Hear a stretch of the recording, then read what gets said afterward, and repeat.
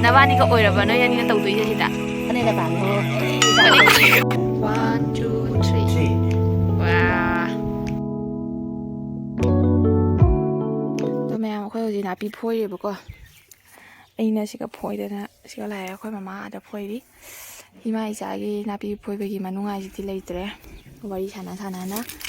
Do khoi gi siga thangna base. Khoi mam choi gi pupu ama lagi dabado adugi magi basoi yausaleebako phiro yaureeba aduduna sengdok totoini moisu moigi sumang thonga kano ka ena mini thoga kana sengdok hali moigi di ni do leitedana na akhoi gi namo akhoi gi si dari mapan si dari ga jenta yaudra mina mayam yongse kaino aida si gi tin je pikpani na ne isum tabi je loin phudai dina dari je khak sumuk ne ba dari lerami je phudai dina leiba puna ma chinda da tu dari ase je loin paisa leireba ado sise amu napi sing je phuido tra da mi tilak to mi nei kai jeina ko duduna mama ibani napi je phoini lan ase je sangma matam da phudo me do gi sangda dana ni humni le pure ngarang amu mama gi phi yore da ngasi amuk sanga bani na ngasi ayukta ai huji phawboda brush ka tawdri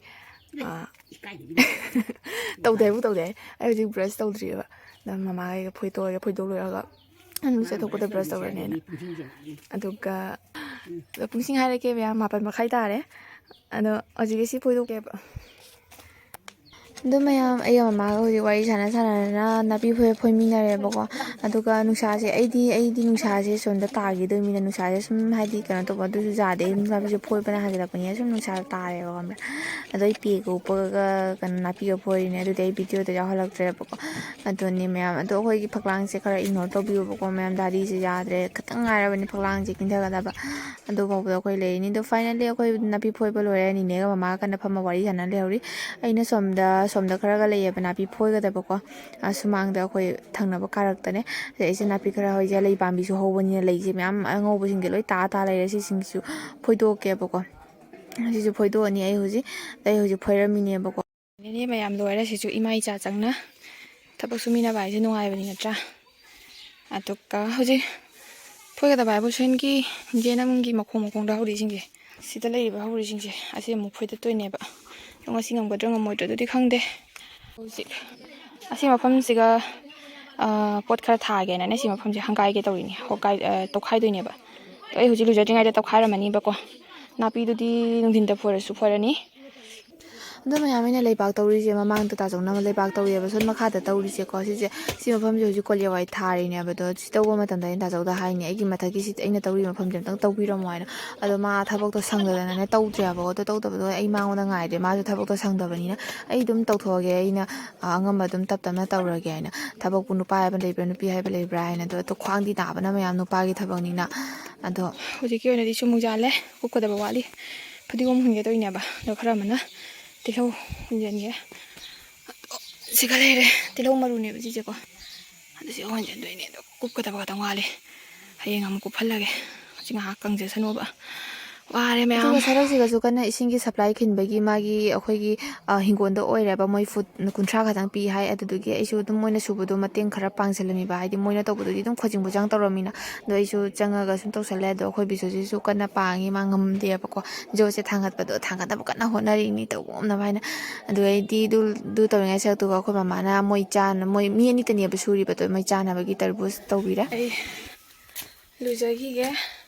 Cakti ina melawan ina Sakhungi karbadi ina masum changare anto ai hozik lu chatwa ge ma'am sina ne ma'am akhoi gi lan kwa heuri ne ba kwa handa kwa yam pan de akhoi gi sumoina thumbok ahumlo Ani ngatani thumbok hoine sumoina thumbok ani do asangba thumbok macha ama asangba duna phutlaga phawdo ani aduga sigi khara amunba angang basing gi mama tingthan de tawina ba disata atingba ji mathau tare dana adugi mama tingthan de tawrini ta jot pai hogi ising hale du khobang mayai da sini nupai thabang nupi na suja de ji sabana loire sabana aduga gi di rujaba loraga khoi bok na mai khujin nam thang pi wai de gi ai khujin kak pi re ko to khujin kak pa loraga ai hoji khujin kak pi ra me hoji pai pan ba do yeng se mai pan lam ge na sumai pan lam sina de jaben na ga mathak ka gi ka sina khoi gi to si ma kha je plaster to ra ga ni hai mare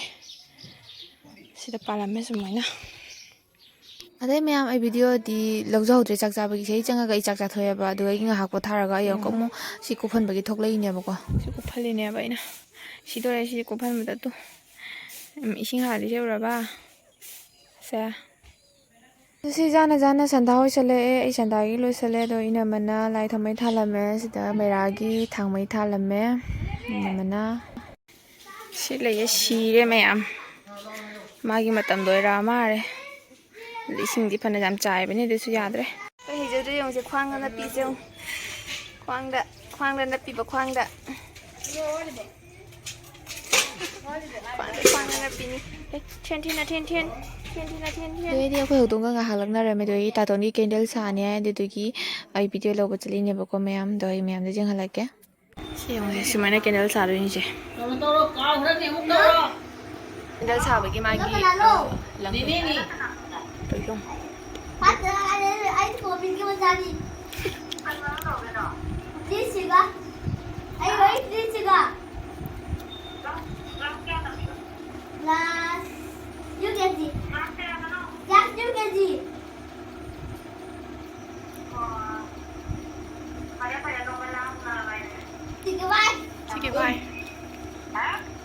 ठीक है bye है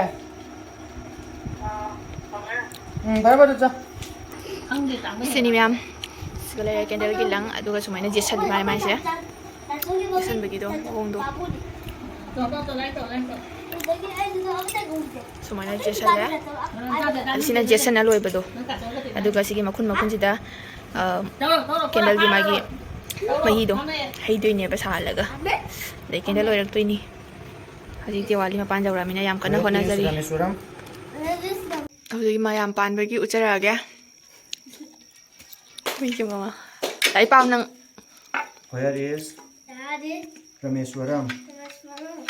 Rameswaram is in Tamil Nadu.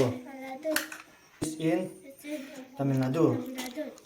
ꯂꯣꯏꯔꯁꯦ ꯍꯧꯖꯤꯛ Where is size ꯑꯃ ꯁꯤꯅ size ꯑꯃ ꯍꯧꯖꯤꯛ ꯍꯩꯅꯦ ꯑꯩ ꯁꯨ ꯌꯦꯡꯍꯜꯂꯛꯀꯦ ꯃꯌꯥꯝ ꯑꯩꯈꯣই ꯍꯧꯖꯤꯛ ꯍꯩꯕꯒꯤ ꯌꯦꯡꯍꯜꯂꯛꯀꯦ ꯃꯣꯝ ꯌꯦꯡꯅ ꯐꯗꯤꯒꯣꯝ ꯃꯔꯨꯁꯨ ꯐꯪꯉꯦ ꯏꯕꯣꯛꯇꯒꯤ ꯍꯦꯟꯗꯣꯛꯑꯦ ꯁꯤꯈꯛꯁꯤꯅ ꯑꯩꯒꯤ ꯄꯤꯛꯈ꯭ꯔ ꯃꯐꯝꯗꯨꯒ ꯍꯨꯟꯗꯣꯏꯅꯦ ꯁꯤꯈꯛꯁꯤꯅ 100 ꯈꯛꯇꯅꯤ ꯑꯗꯣ ꯃꯌꯥꯝ ꯑꯩꯈꯣꯏ ꯍꯧꯖꯤꯛ ꯀꯦꯟꯗꯜꯁꯦ ꯍꯩꯗꯣꯔꯦ ꯑꯗꯣ ꯀꯦꯟꯗꯜ ꯍꯩꯗ꯭ꯔꯤꯉꯩ ꯃꯃꯥꯡꯗ ꯀꯃꯥꯏꯅ ꯀꯦꯟꯗꯜꯁꯦ ꯁꯥꯍꯜꯂꯤꯅꯣ ꯍꯥꯏꯕꯗ ꯃꯥꯏ ꯀꯦꯟꯗꯜꯁꯦ ꯀꯦꯟꯗꯜ ꯃꯇꯨꯝ ꯑꯣꯏꯅ ꯂꯩꯌꯦꯕꯀꯣ ꯑꯗꯣ ꯀꯦꯇꯂꯤꯁꯤꯒ ꯍꯥꯞꯆꯤꯜꯂꯒ ꯑꯗꯨꯒ ꯃꯩꯗ ꯇꯧꯔꯒ ꯁꯥꯍꯜꯂꯦ ꯄꯨꯔꯥ ꯏꯁꯤꯡ ꯑꯣꯜꯍꯜꯂꯦꯅ ꯃꯍꯤ ꯑꯣꯜꯍꯜꯂꯦꯅ ꯑꯣꯜꯍꯜꯂ ꯃꯇꯨꯡꯗ ꯉꯥꯏꯍꯥꯛ ꯏꯪꯍꯜꯂꯒ ꯊꯥꯡꯗꯔꯒ ꯏꯪꯍꯜꯂꯒ ꯑꯗꯨꯒ ꯑꯃꯨꯛ ꯍꯩꯔꯤꯅꯦꯕꯀꯣ ꯇꯥꯇꯣꯟꯒꯤꯁꯦ ꯑꯗꯣ ꯃꯌꯥꯝ ꯁꯨꯝ ꯌꯦꯡꯃꯤꯟꯅꯁꯦ ꯑꯗꯣ ꯑꯁꯤꯁꯤꯅ ꯃꯆꯥ ꯈ꯭ꯋꯥꯏꯗꯒꯤ ꯃꯆꯥ ꯁꯥꯏꯖꯅ ꯑꯁꯤ ꯃꯤꯗꯤꯌꯝ ꯁꯥꯏꯖ ꯑꯣꯏ ꯃꯥꯜꯂꯦ ꯃꯥ ꯍꯩꯔꯤꯁꯦ ꯑꯗꯨꯒ ꯁꯤ ꯍꯩꯕ ꯂꯣꯏꯔꯒ ꯁꯨꯝ ꯃꯊꯪ ꯍꯩꯔꯦ ꯃꯊꯪ ꯍꯩꯕꯗ ꯃꯌꯥꯝ ꯎꯠꯂꯔꯒꯦ ꯂꯥꯁ ꯑꯆꯧꯕ ꯍꯩꯔꯛꯄꯗꯣ ꯑꯗꯨꯒ ꯑꯃꯨꯛ ꯑꯩ ꯎꯠꯆꯔꯛꯀꯦ ꯍꯥꯏꯕ ꯀꯩꯅꯣ ꯈꯪꯗꯦ ꯋꯥ ꯉꯥꯡꯕꯒ ꯂꯣꯏ ꯁꯣꯏꯔꯦ ꯃꯌꯥꯝ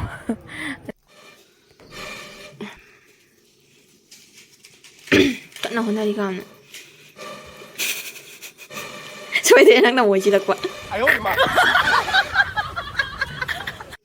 ꯑꯥꯏꯗꯤꯌꯥ ꯍꯩꯇ꯭ꯔꯣꯁꯦ ꯈꯔ ꯇꯝꯖꯧꯅꯦ ꯃꯩꯈꯦꯠ ꯃꯩꯆꯥꯛ ꯑꯃ ꯍꯨꯟꯖꯤꯟꯕꯗ ꯆꯥꯛꯂꯛꯑꯦ ꯍꯔꯦ ꯀ꯭ꯔꯤꯁꯅ ꯑꯗꯣ ꯑꯩꯈꯣꯏ ꯍꯧꯖꯤꯛ ꯈ꯭ꯋꯥꯏꯗꯒꯤ ꯆꯥꯎꯕꯗꯣ ꯑꯗꯨ ꯑꯃꯨꯛ ꯍꯩꯔꯤ ꯃꯌꯥꯝ ꯁꯤ ꯌꯦꯡꯕꯤꯌꯨ ꯀꯃꯥꯏꯅ ꯍꯩꯌꯦꯅ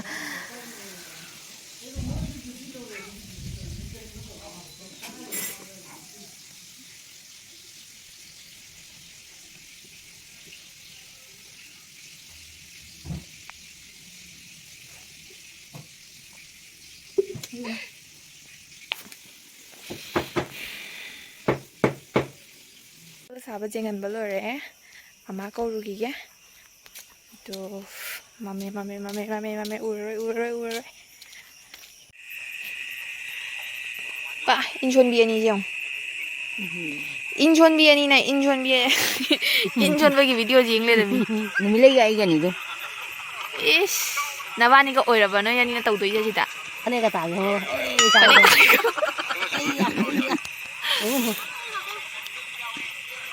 ꯑꯩꯈꯣꯏ ꯃꯥꯅ ꯉꯔꯥꯡ ꯆꯥꯛ ꯆꯥꯅ ꯌꯦꯡꯕꯗ ꯆꯥꯛ ꯆꯥꯕꯒ ꯆꯪꯗꯦ ꯃꯥ ꯈꯨꯅꯨꯡꯉꯥꯏ ꯑꯃꯅꯤꯁꯦ ꯑꯗꯣ ꯃꯌꯥꯝ ꯑꯩ ꯍꯧꯖꯤꯛ ꯆꯥꯛꯇꯣ ꯂꯣꯏꯅ ꯀꯨꯝ ꯂꯥꯛꯏꯅꯦ ꯍꯧꯖꯤꯛ ꯂꯧꯊꯣꯛꯇꯣꯏꯒꯤ ꯇꯧꯔꯤ ꯄꯨꯡ 9 ꯇꯥꯔꯦ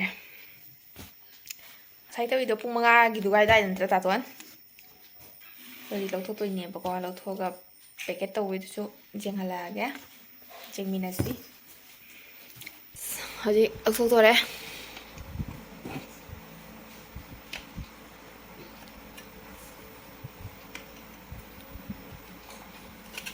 ꯁꯤ ꯁ꯭ꯀ꯭ꯔꯨꯁꯦꯡꯁꯦ ꯂꯧꯊꯣꯛꯄꯤꯔꯅꯤ. Lang kata tiga.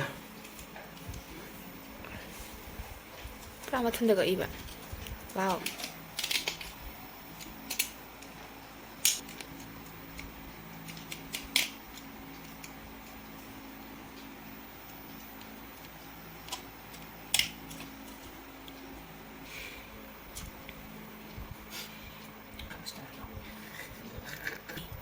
Pajat se, pajat se, pajat se. Pajat. Pajat. Pajat ai đây nè. Pajat ai nè.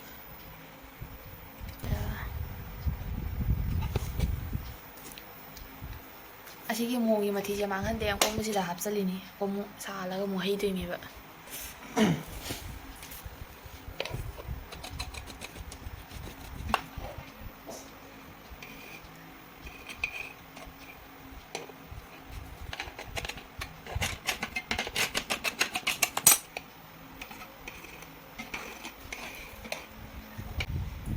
Ready? 1, 2, 3. Wah. Kamu 1, 2, 3. Naire. Jadi naire.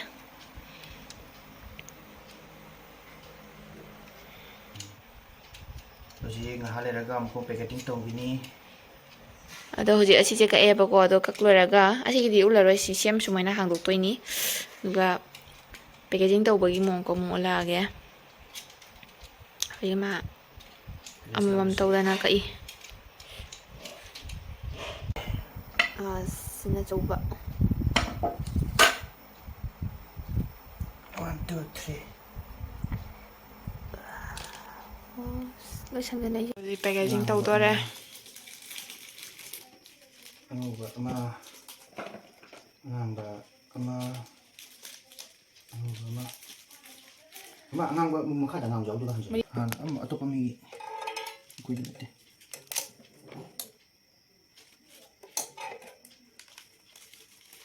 Vietnam kare.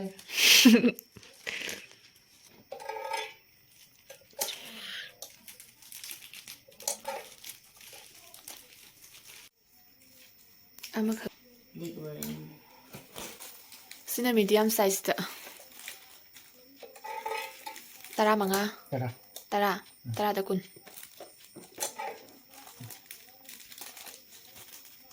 ꯇꯔꯥꯗ 10. ꯁꯣꯝꯗ ꯃꯆꯥ ꯁꯥꯏꯖ ꯍꯥꯟꯖꯔꯤ ꯃꯃꯥꯅ. ꯌꯦꯡꯕ ꯂꯥꯛꯄ ꯚꯥꯕꯣꯛꯁꯤꯡꯁꯦ ꯌꯦꯡꯉꯨ. ꯃꯑꯣꯡ ꯌꯥꯝ ꯇꯥꯕꯅꯤ ꯃꯥꯏ ꯃꯑꯣꯡꯁꯦ. ꯃꯌꯥꯝꯅ ꯂꯧꯕꯤꯌꯨ. ꯊꯥꯖꯔꯤ. ꯍꯣꯜꯁꯦꯜ ꯑꯣꯏꯅ. ꯑꯗꯨꯗꯤ ꯇꯥꯡ 12 ꯑꯣꯏꯇꯥꯔꯗꯤ ꯀꯩꯅꯣꯗꯨꯁꯨ ꯄꯨꯔꯣ. ꯁꯤꯅ ꯀꯩ ꯍꯥꯏꯗꯣꯏꯅꯣ ꯀꯩꯗꯧꯔꯦ ꯑꯁꯤꯅ ꯕꯤꯌꯥꯒꯤ ꯇꯥꯏꯞꯇ. ꯌꯥꯎ ꯕꯥꯇꯤ ꯍꯝ. ꯋꯥꯏꯠ ꯀꯂꯔ ꯌꯥꯎꯗ꯭ꯔꯣ? ꯋꯥꯏꯠꯅꯦ, ꯔꯦꯗꯅꯦ, ꯒ꯭ꯔꯤꯟꯅꯦ. ꯀꯂꯔ 3ꯗ. ꯑꯗꯣ ꯑꯁꯤꯁꯦ ꯑꯃꯗ ꯂꯨꯄꯥ 5. ꯑꯩꯈꯣꯏ ꯁꯤꯗꯗꯤ ꯗꯤꯌꯥꯁꯦ ꯐꯪꯕ ꯋꯥꯕꯅꯤꯅ ꯑꯁꯤ ꯑꯣꯏꯅꯁꯨ ꯑꯗꯨꯝ ꯊꯥꯟꯕ ꯌꯥꯅꯤ. ꯗꯤꯌꯥ ꯊꯥꯅꯤꯡꯕ ꯂꯩꯔꯗꯤ. ꯑꯗꯣ ꯁꯤꯅꯤ ꯃꯌꯥꯝ ꯑꯩꯒꯤ ꯉꯁꯤꯒꯤ ꯚꯤꯗꯤꯑꯣꯗꯤ ꯁ꯭ꯋꯥꯏꯗ ꯂꯣꯏꯁꯤꯟꯖꯔꯒꯦ. ꯑꯗꯣ ꯑꯩꯒꯤ ꯚꯤꯗꯤꯑꯣꯁꯤ ꯌꯦꯡꯕ ꯅꯨꯡꯉꯥꯏꯔꯗꯤ ꯂꯥꯏꯛ ꯇꯧꯕꯤꯔꯝꯃꯣ, ꯁꯕꯁꯀ꯭ꯔꯥꯏꯕ ꯇꯧꯕꯤꯔꯝꯃꯣ, ꯑꯦꯟ ꯀꯃꯦꯟꯁꯨ ꯇꯧꯕꯤꯔꯝꯃꯣ. ꯕꯥꯏ ꯕꯥꯏ.